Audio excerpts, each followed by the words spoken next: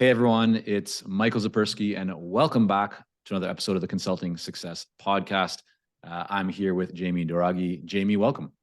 Thank you, Michael. Pleasure to be here. Yeah, so Jamie, I'm excited for our conversation for several reasons. As we spoke about before hitting record, I think the work that you do is fascinating. It's a topic that every business owner has to deal with or struggles with or likely spends time kind of pondering. But you are an executive coach, you're a facilitator, you're a speaker, you're an author, you're also a U.S. national fencing champion.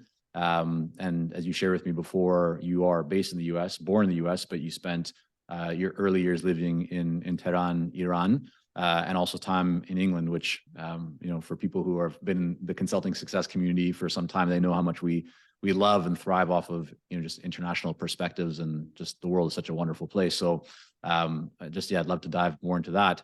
But yeah, you do executive coaching, leadership development, team building for your clients. And so why don't we start off with your experience as being, in the world of fencing? Like, first of all, how did you get into fencing? And I'd love to hear kind of what you took from that, or what maybe still stays with you today from that experience of being in kind of a U.S. national fencing.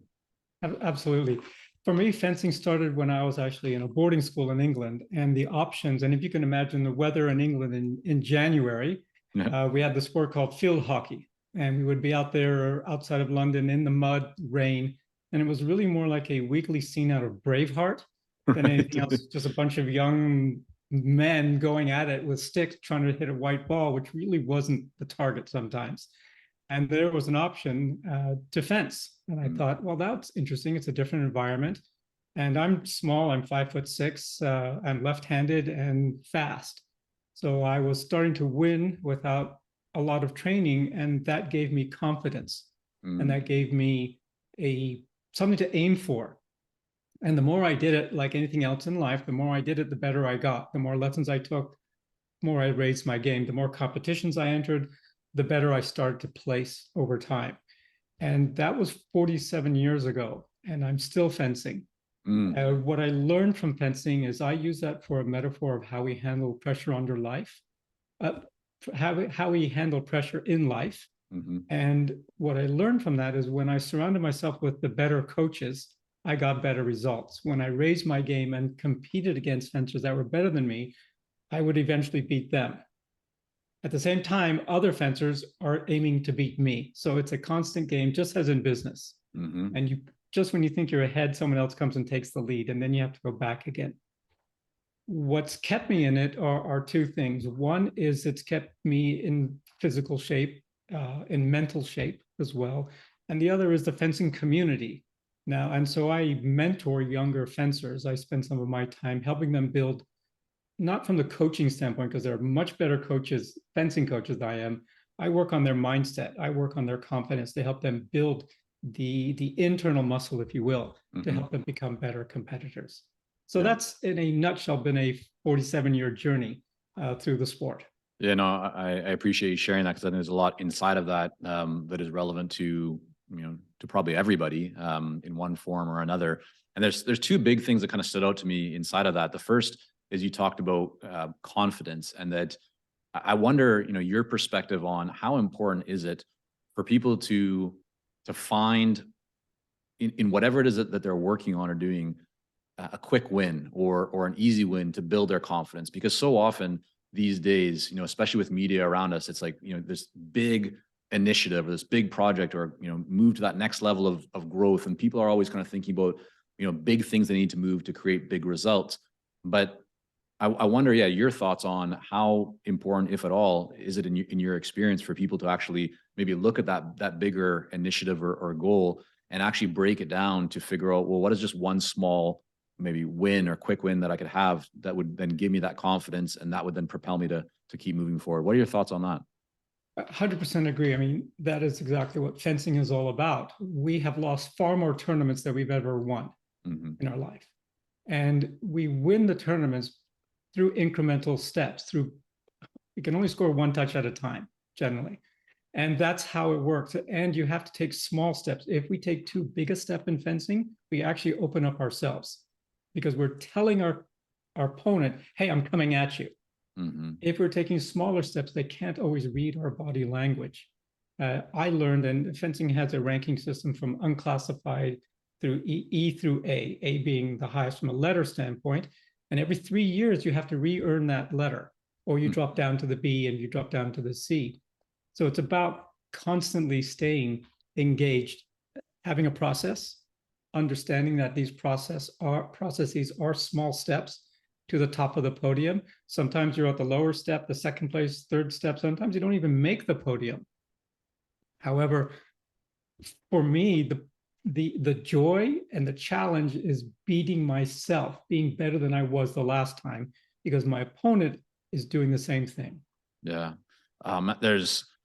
As you're speaking, I'm just thinking about all of the applications of this to entrepreneurs, because so much of what you talk about right now is like the success comes from consistency, and it comes from consistently taking small steps. So I think for everybody who's joining us right now, it's just so important to like look at what are you doing right now, and rather than looking at one big massive goal, like you want to increase your revenue by X amount or whatever it is, just think about, well, how can you actually break that down? What is one small step that you can take today and this week that would be a win for you, and the confidence from that and the progress that you're going to make from that, that's just going to start to compound.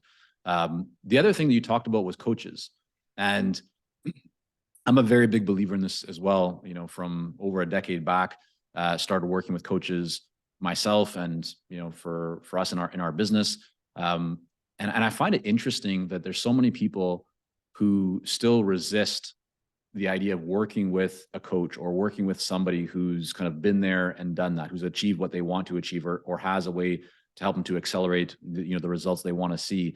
And from your work with so many people, both in the sports world as well as kind of in the business or corporate work kind of world, why do you believe that happens? What do you think is holding people back from accepting or being open to getting coaching, getting help to accelerate their success or the progress they want to make? Part of it could be just how we internalize and we label certain professions. If we look at it, our attorneys are our coaches, our accountants are our coaches. There are so many, they coach us in different ways. Right. And why not have one that sees beyond the transaction or the subject matter expertise of some of the professionals that we surround ourselves with?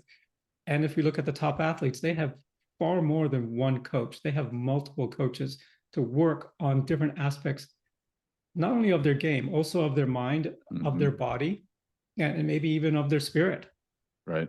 And for me, those 4 elements require outside perspective.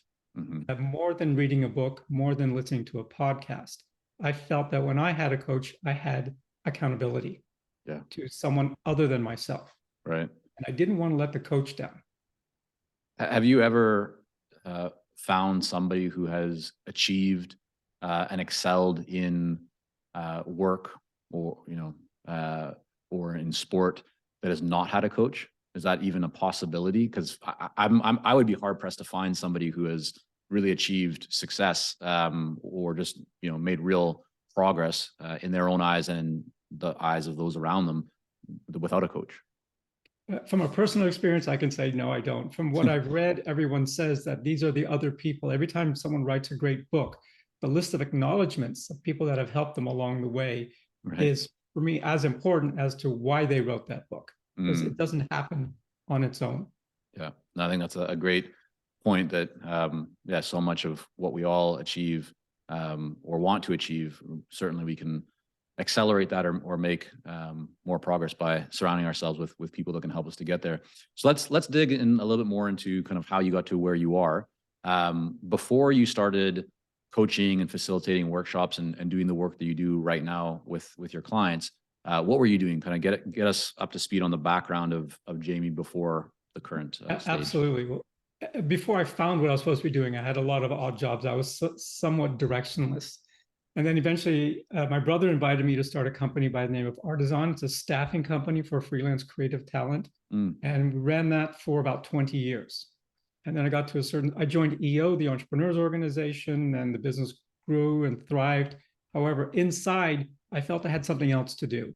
Mm.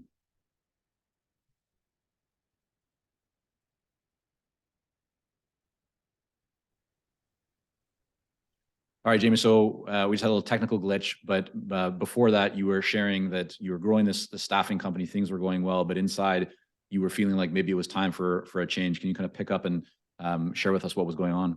Exactly. That feeling for me was sort of the North Star, if you will. It was the why. And then I had listened to Simon Sinek. He had spoke about Start With Why. He'd started that part, which was great. I kept researching, and then I came across a gentleman by the name of Gary Sanchez and the Why Institute, and he created the 9 Whys. And that framework gave me something tangible to work with. And when I found that my why was to create, to work, to contribute to something greater than myself, then I had to dig a little deeper. So the why is important. Mm-hmm. Then what is the how? How do I do this? My how is to make sense of the complicated. And then what I do is create clarity so that the leaders that I work with can go on and make the important decisions and live in life with greater impact. Mm-hmm. So I found my why, how, and what. From there, I felt that I had to do more work. So I looked at different kinds of assessments. I landed on Clifton Strengths. I became a certified coach in Clifton Strengths because Clifton Strengths focuses on the how. And then you take your top 5 strengths. I put those into the how bucket. And then I felt that I believe in the power of 3. So I went and did a little bit more research and came across the work of Judith Glaser and conversational intelligence. And her way of thinking is, how do we take our conversations as leaders from transactional and positional, where we spend a lot of times proving our case, Mm-hmm. and taking that to the 3rd level, which is transformational. Mm. So I believe when we know our why, and then we know how to do it through our strengths, we can start having higher level conversations that then lift whoever we're speaking with or presenting to that next level. Right. When I came across that gave me the confidence. And as I was saying earlier, I don't believe in fake it till you make it. I believe in do it till you become it. Mm. And I gradually, through small incremental steps, kept doing it until I became that executive coach and facilitator where I spend my time in life right now doing that. So I want to go back to that period where you're building a growing company. So I would imagine that there's ups and downs like any business is going to have. Financially, I'm guessing things were going quite well. Correct me if I'm wrong there. You have this feeling that there's something needs to change, right? Something's maybe missing, or you're not clear on the why, the purpose. But I think a lot of people have that feeling at one point, but they'll look at their business and go, well, I have a successful business. Things are going well here. Like, maybe this is just a normal thought. Maybe it's a distraction, and they'll kind of just get back to doing what they're always doing. So in your experience, when should somebody pay attention to that feeling or that question that comes maybe into their mind around their purpose? And should they keep doing what they're doing? Should they make a change? How do you kind of view that? How I viewed it is I was showing up to work physically and I was not there mentally and spiritually. There's a feeling that's empty. And I would generally override that with my logic brain. Right. And said, that's okay. You've got a good business. You have responsibility to the staff, this and that. And then at the time, I was probably neglecting other aspects at home and neglecting aspects of my sport. It's actually, my fencing started to go down as certain parts of my business. And we had tough times, 2001, 2008, 3 years ago. Sure. We've been through those cycles. And there is a certain amount of grit. There's also a time to know when to walk away and to open up other doors that may have been closed because we were so hyper-focused on the success of the business. Right.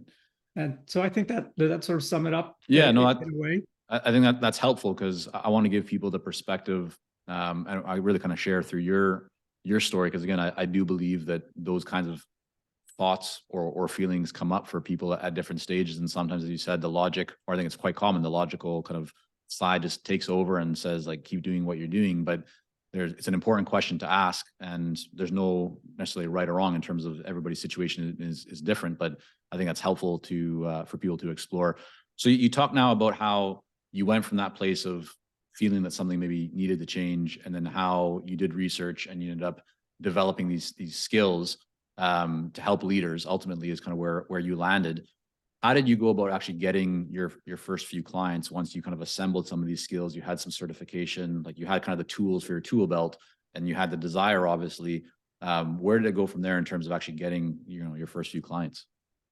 My first few clients came through the community that I belonged with, which is the entrepreneurial community, and in part through EO. Right. I found that I used to be very comfortable sitting in the audience and being in the side of the room. And eventually, from a leadership perspective, they had asked me to be chapter president. And then I gained a few other leadership roles along the way. So finally, I became comfortable at being in front of the room. Mm-hmm. And that in itself was its own journey. For me, I struggle personally promoting myself. It's not easy to sell myself.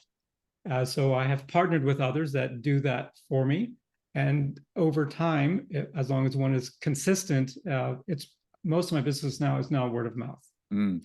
Well, when you talk about like the partners, I think again, a lot of people will resonate with this idea or this feeling of, I don't like to sell. I'm not a salesperson. I'm not a marketing person. I'm just, good at my craft and I have this expertise, but I'm not necessarily the promotional kind of person.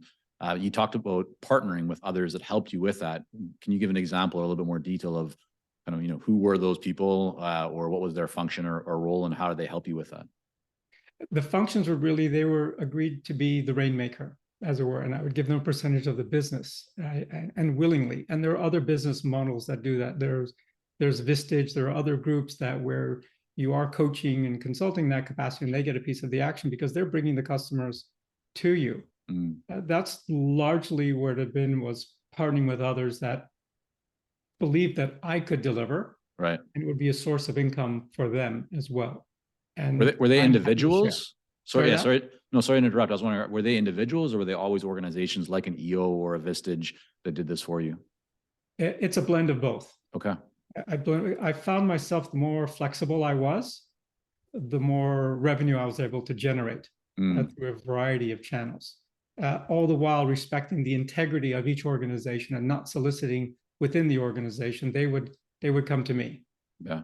And then the other person would sell to the outside world apart from the worlds that I was already involved with. Got it. Okay.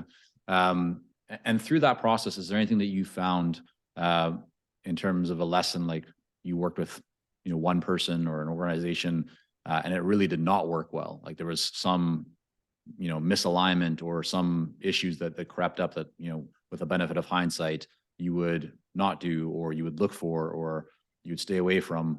Anything there that you can share? Speaking in general terms, where I found the misalignment was really on values, and not just the values, the interpretation of the value and the interpretation of what the word meant. Because we can say, oh, well, integrity or authenticity. Well, what does that truly mean? Give me a definition. And for me, authenticity is one of my core values. So it's authenticity in word and deed.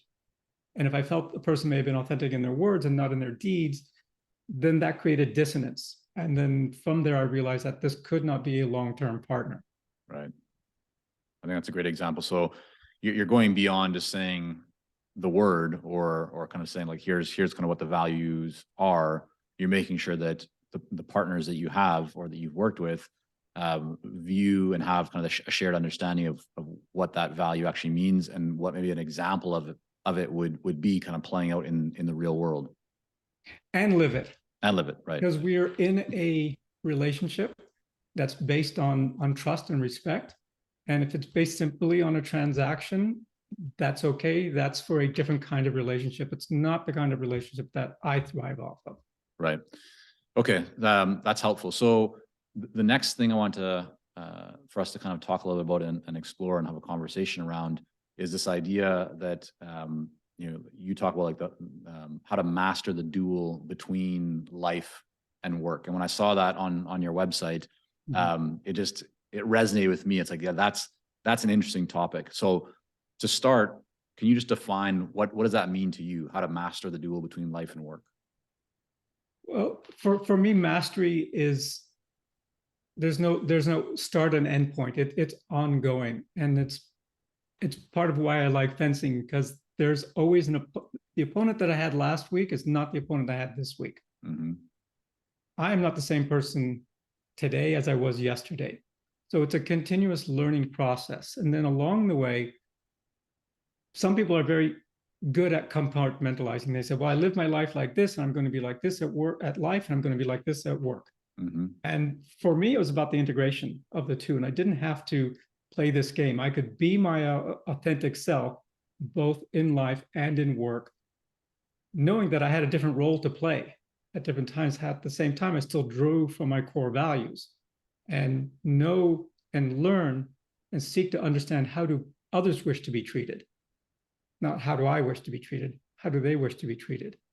And that, as long as I stayed true to my values, it didn't matter if I was in a work environment or in a life environment. I was able to be my authentic self in both scenarios. I think it'd be helpful if you're able to maybe share an example of, like, is there a common situation that you've seen with leaders where they are trying to kind of find this balance between work and life, right? I mean, people talk about the work-life balance. Some say there's no such thing; it doesn't exist. Others say, yeah, no, it's a very critical, thing to focus on. But what have you seen kind of come up with the leaders that you work with? And is there kind of just a very common kind of situation or example that you could use just to illustrate a common challenge, and then maybe how you help people to navigate through that? Very good question. How I look at it is it's what is my capacity as a leader? What is my capacity within me for life? Because life comes before work. Work is an aspect of our life, as is play, as is rest, as is learning. If I can increase my capacity, and that is emotionally, spiritually, mentally, and physically, if I can work on all those aspects together, I probably have more equilibrium within myself, and then I can tackle those aspects. A good example would be 2008. Our business is crashing along with many others because we support marketing and advertising departments. That's usually the first thing that gets cut. Right. Money's no longer there. We hunker down. So we saw our businesses going down. We had to make tough choices. I had to make cutbacks on other areas at the same time. I still went fencing every week because that kept me focused. It kept me, couldn't buy new shoes. I had to wear shoes that were running out. That didn't happen. I'm using that again metaphorically, but the idea was to keep showing up, Right. to keep going to practice, to keep taking the lessons. And I applied that same mindset to work. Keep showing up, keep bringing that strength, keep having that inner strength, and making sure that the rest of the world felt that, even though inside I was scared. So, I mean, as you're speaking right now, I can't help but think that that's an area that so many people have a real challenge with. So, you look at, as somebody becomes more successful, their business becomes bigger, they have maybe more people or just more demand for their services and for their expertise. One of the first things that tends to fall off is them taking care of themselves, right? They don't exercise, they don't eat well, they don't whatever, fill in the blank. And I wondered, is that, like, have you seen a correlation between that leading to this place of overwhelm where people are so busy because they're kind of busy becoming successful on the business or work side, but what tends to drop off as they're kind of climbing that mountain of success are the other aspects of their life, in terms of, the balance of whether it's spiritual or relationships or, their own kind of physical and mental health. What are your thoughts, and what have you seen with leaders that you've worked with in that kind of area or in that respect? The ones that have pushed through from that period are the ones who have community. They're the ones who have a forum. They're the ones who may have a coach. They're ones who have a group of like-minded individuals that can help push through together. Yeah. For example, we could be facing this wall, and that wall may feel insurmountable. We can jump over it, we can take it down brick by brick, or we can smash right into it. And I've seen all of those happen. And as the saying goes, many hands lighten the load. And so if we can take that apart brick by brick through the help of others, then we don't have to leap as hard. We're not going to crash into it, and we can just walk through that. It does take others. For us to feel that we can do it all by ourselves it's erroneous in terms of that way of thinking, that we can do it all by ourselves. Right. And how important, in your mind is it though, like with your example of even as you were going through this very challenging time in 2008, the thing that probably kept you going and, allowed you like not to give up or to just build back up was it seems like playing fencing, right? And going for that consistently was really critical. I mean, I guess your thoughts on that in terms of others who are going through some challenging situation and maybe it's not even a challenge, maybe they're just growing and like things are going really well for them on the business side, but they're not being consistent in the other areas of life that ultimately would probably make them a happier, more well-rounded person. What's your perspective on that? Completely agree. And in addition to that, I was actually the EO Los Angeles chapter president in 2008, 2009, right when everyone's hair was on fire. And we as the board made that commitment to ourselves, to the chapter, that we would help lift the entire, to the extent that we could, the entrepreneurial community within Los Angeles. And we started opening up and reaching out to the community. For me, that gave me more of a sense of connection and commitment. It was not convenient. However, by digging deeper and knowing that there were others next to me, that community of entrepreneurs, the EO chapter at that time, we really did push through a lot together. And then fencing was my constant, that I could go there, because once you enter that fencing club, it doesn't matter what's going on outside. The person opposite you with a mask on and a weapon in their hand doesn't care how bad a day you had. If I let that day get the better of me, then I will lose in that moment. And I'll get hit. And I don't like getting hit. Right, exactly. I think your point around community, I mean, we're definitely seeing this with so many of our clients that I think now maybe more than ever before, or just like in these times, community is so important. And there's so much focus on things like AI and technology, and like these are all great developments that hopefully are going to continue to help kind of humankind. But at the same time, I think the one thing that, as an example, AI doesn't replace or can't really impact is relationships, or the value of relationships and community. And so I agree with you. It's so important to find a community that you resonate with and that you're not alone. Collectively, you can accomplish so much more together. I wonder as well, and Jamie, your thoughts around this, again, this thinking about this concept of mastering, life and work, or the dual between life and work. And what are some of the mistakes, like the common mistakes that you see people making if they're looking to build a business, they're looking to become more successful? And so for the consultants that are in our world and tuning into this right now, they're likely going through all kinds of different things as they're working to build their businesses. What are maybe some common mistakes or kind of landmines that you could share with us for people so that help them to avoid those, or just to recognize they might be going through one right now? One of the mistakes I made was when people would say no, that I would take that rejection personally, that they were saying no to me and my talents and all the hard work and all this work that I've been doing. And I realized that wasn't it. It just may have been timing, or that my offering wasn't right for them. That's fine. And not to take it as a defeat. It's to take it, or as failure for that matter. And it's to take it, what did I learn from this? Well, what can I tighten up? I'll call them later and say, hey, we didn't end up working together. Is there something that I could do better? What can I learn from this? For me, also, it's a commitment. So I realized that if I didn't get this one, there's probably 10 others that are out there. Right. And persistence is important. At the same time, knowing and understanding the value that I bring. Because I feel that when I've made the connection with an executive or with their leadership team, and I'm seeing them start to nod, I see their eyes get bigger, I see them starting to physically lean in, that what I'm sharing and is having an impact in that moment. And those are the moments that I live for, because that gives me that energy. That's what energizes me. And I realize after that, okay, I can do this more. I made a conscious choice not to scale because I had already run a company. Many people said, well, Jamie, you should do this and hire coaches and build a business. And I said, no, I want to build the lives of leaders. I'm very happy and I'm focused with doing that. It does mean a different level of income, and I'm fine with that because I have a sense of fulfillment at this stage of my life with the work that I do. Yeah. I mean, I love that you're so kind of intentional and conscious with where you want to take things and knowing because you've had that experience before that you could accomplish a lot more. I say that like in quotation marks for those that can't Mhm. see the video, Right. because that's again, more is whatever you want it to mean for you.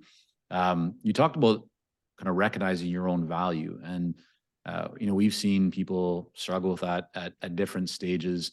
Some who have already been in business for quite some period of time, but they've just gone along kind of doing things in a way that feels comfortable to them. So they're just used to viewing kind of what's in front of them in that same way. And what I mean by that is that um, you can still be relatively successful, but not necessarily view the value that you bring to its full potential. And that tends to hold people back. So I'm wondering with your journey of recognizing, how did you kind of, I guess the question is, how did you go about recognizing your own value and then really, yeah, just kind of go from a place where maybe previously you didn't recognize it to the level and the extent that it could be, to all of a sudden, through that journey, finding that you were actually able to really achieve or create greater value. What did that look like for you? It was exactly what I struggled with. I didn't know how to price myself. Right. And do I go too low? Do I do too high? So I went somewhere in the middle, played it safe. And the feedback that I got from many is like, you're not charging enough for the value that you're bringing. Mm, And I would ask them, well, how much we pay this? Well, X. And I said, okay, then next time it's X. And then I stayed at that level. I went up to that level, I should say. right. Right. And as I saw the value that I was bringing based on feedback, based on 360 feedback, what worked and what could be better, Mm-hmm. my prices went up and others were willing to pay for it based on what they had heard of the success from the leaders post workshop or post coaching. Right. And another answer to that is, how much is it costing you by not doing this work? Mm-hmm. And when they see the exponential dollars and how many commas or decimal points we wish to put on that, then the investment in the right kind of coaching and facilitation is an exponential reward for having invested in oneself through an outside perspective.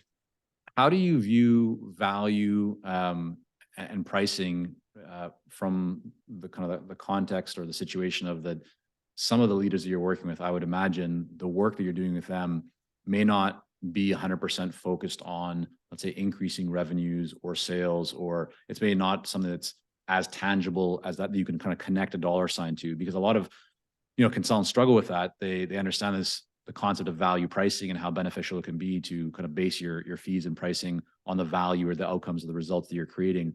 But for those where the work maybe isn't a direct connection to like increasing sales or decreasing costs or improving profits, how did you, or how do you kind of look at that, and how does that impact your approach to fees and pricing?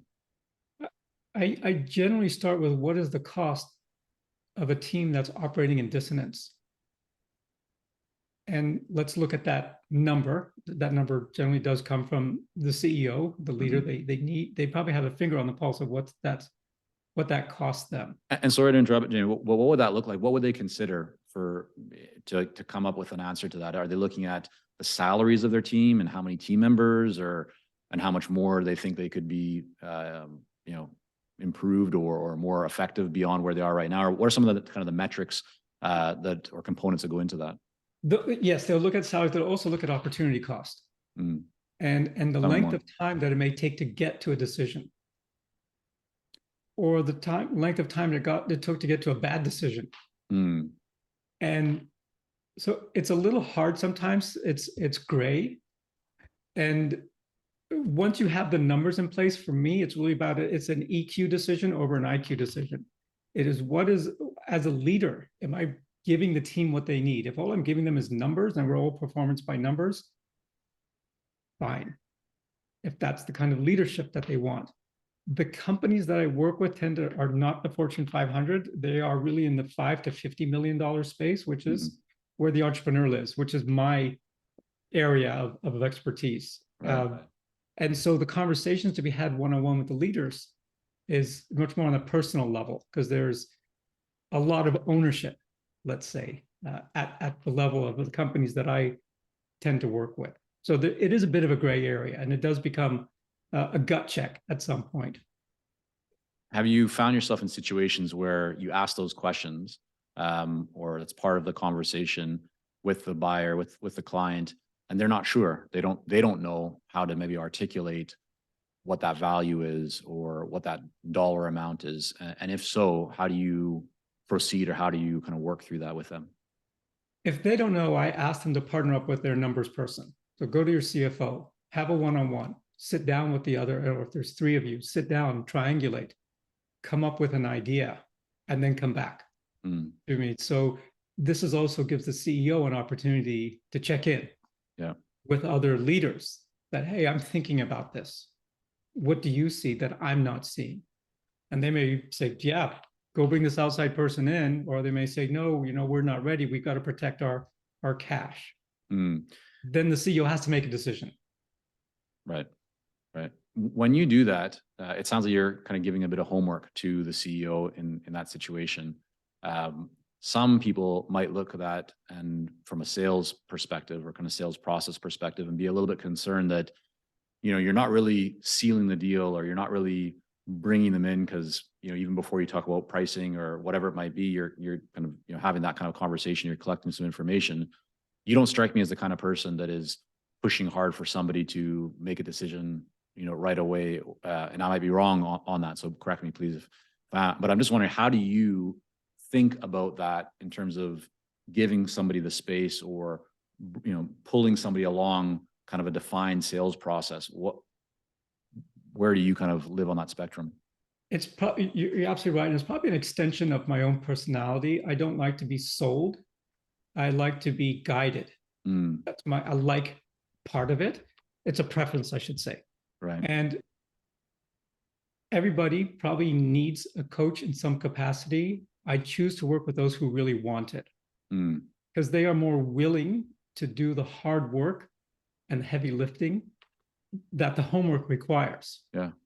And once they're ready, it's more likely that they will stay and follow it through to completion, versus being a one and done kind of workshop, which are fine. But we just go back. If we're going back to being busy again, then we're not really achieving that life work integration. Right. We're going back to the juggling act.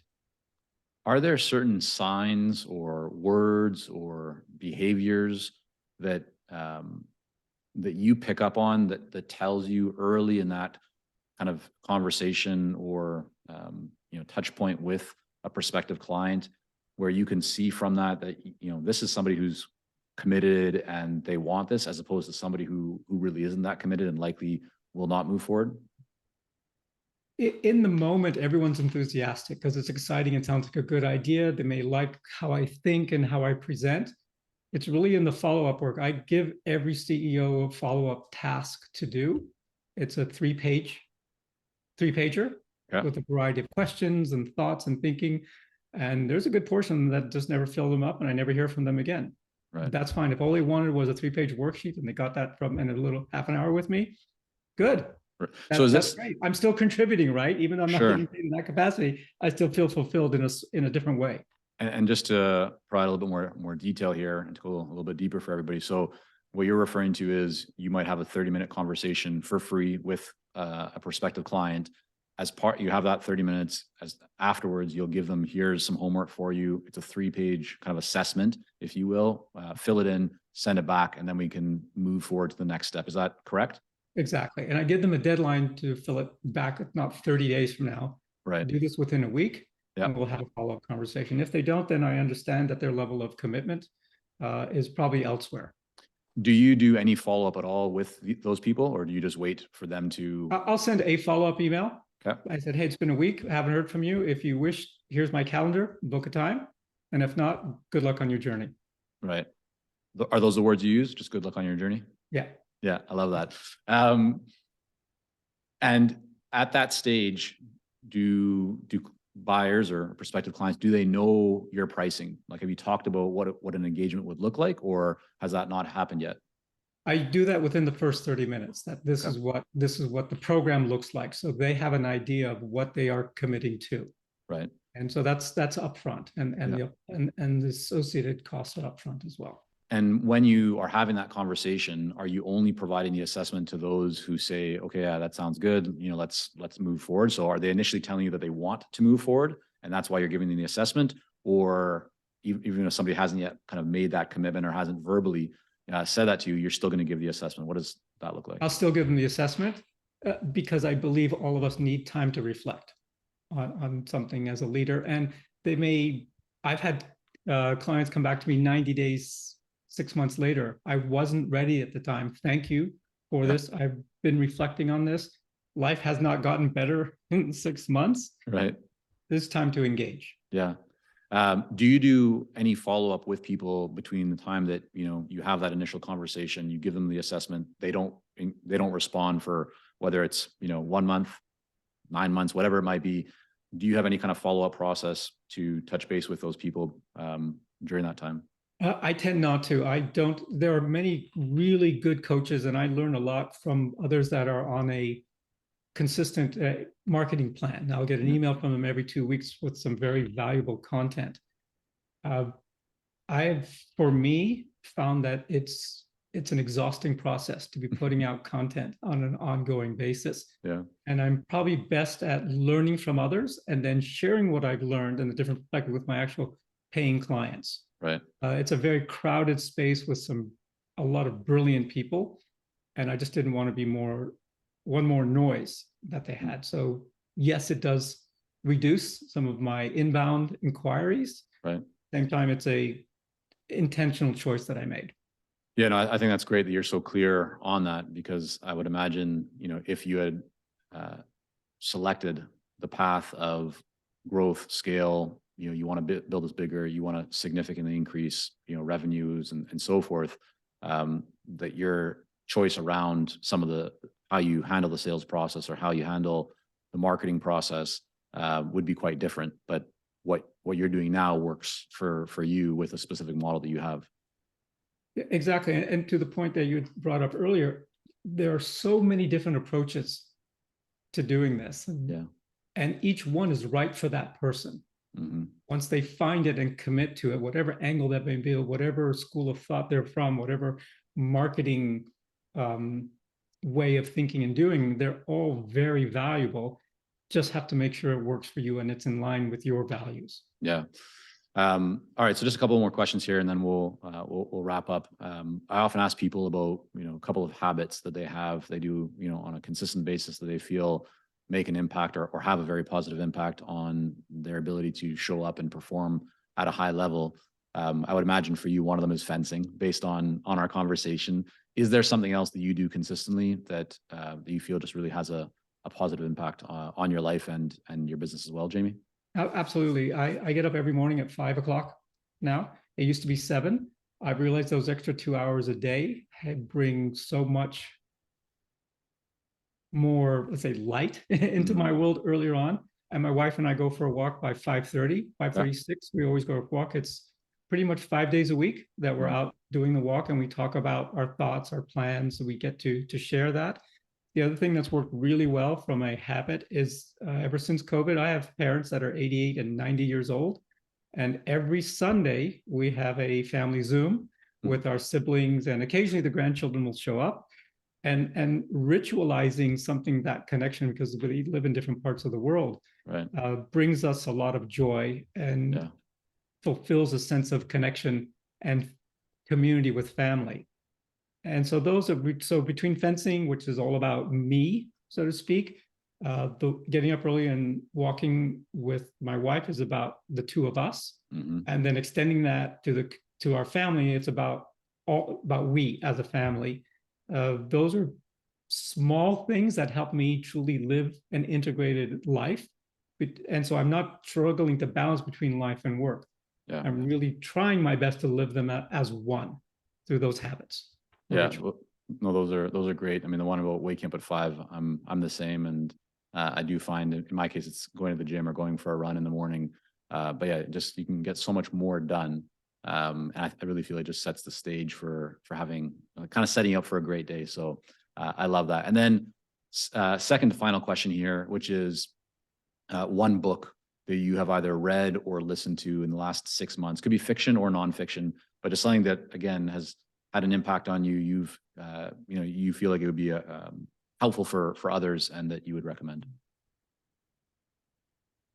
I just finished Starry Messenger by Neil deGrasse Tyson. And what I really appreciated is his perspective, that he can talk in great deal about the cosmos and then show how small we are.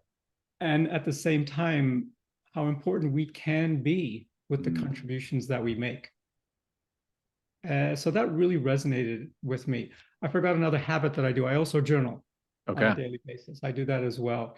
And so when I would read Neil's book, I would take extracts from his book and then keep that in a separate book. It's like, oh, wow, here's an aha moment. Here's another aha. So I try to capture aha moments from the various books I read. And the other one that I recommend that everyone read is Viktor Frankl's Man's Search for Meaning.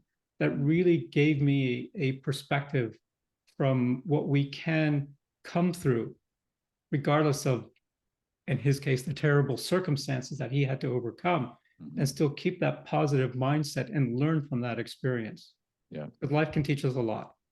Certainly. We will have both those linked up in the show notes. And finally, though, Jamie, I want to thank you for coming on here today, for sharing a bit of your journey and your experience.